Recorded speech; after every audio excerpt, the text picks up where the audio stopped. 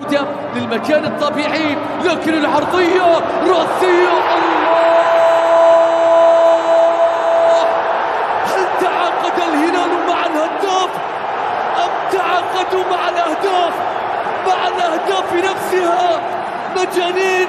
وجاهم المجنون، وجاهم المجنون.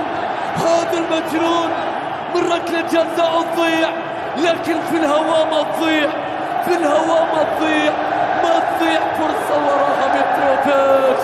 2-0. لن ننسى العرضية يا سعود، من جدك انساها.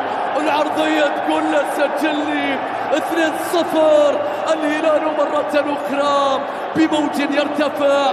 متروفيتش يزعلهم 10 دقائق بس، 10 دقائق. تأتي من مالكم في مكان، مشايل في مكان، مترو مستحيل يا مترو. هذا ما يحدث عندما يفوتك القطار، هذا ما يحدث عندما يفوتك المترو. 2-0. يتقدم الهلال بهدف من أقدامك أنت يا سافيتش. خليك من كل اللي صار. عرضية مالكم الحلوة، تمريرة ميشايل الذهبية، انهاء متروفيتش. فيك فار، فيك فار. لكن أنت يا سافيتش، أنت يا سافيتش، كيف أن ينسى هذا المكان؟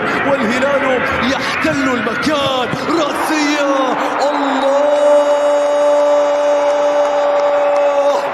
تختلف المناسبة ويبقى المناسب، تختلف البطولة ويبقى البطل، تختلف المحطة ويستمر المترو، يستمر المترو. الفوز هو المحطة التي يوصلك إليها هذا المترو. ثابتة تلعب عرضية نحو القائم الأول، ابعاد من جانب الدفاع مرة أولى خبراني، ثم رأسية والكرة في المرمى.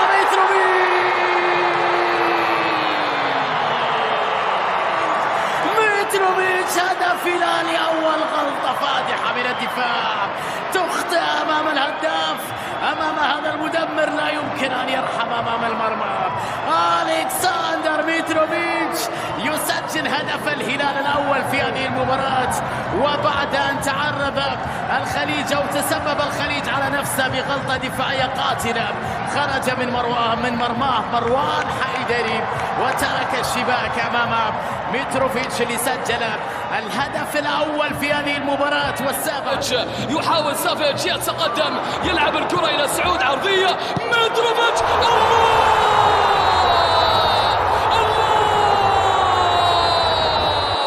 هناك مهاجمين وهناك متروفيتش، وهناك متروفيتش، وهناك القاتل، وهناك المدمر، وهناك العملاق.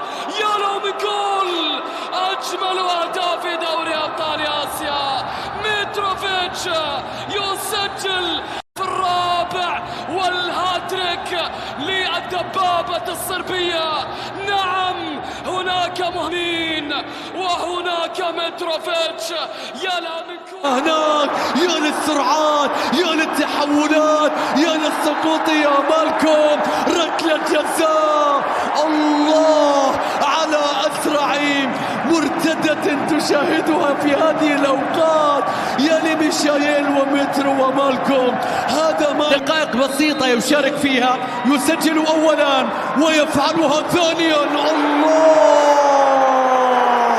إنه لا يخطئ أهدافه أبدا، إنه متروفيتش. وهل أتيت لأمر غير ذلك يا مترو؟ هذا ما تجيده فقط، هذا ما تعرفه فقط، هذا ما تفعله.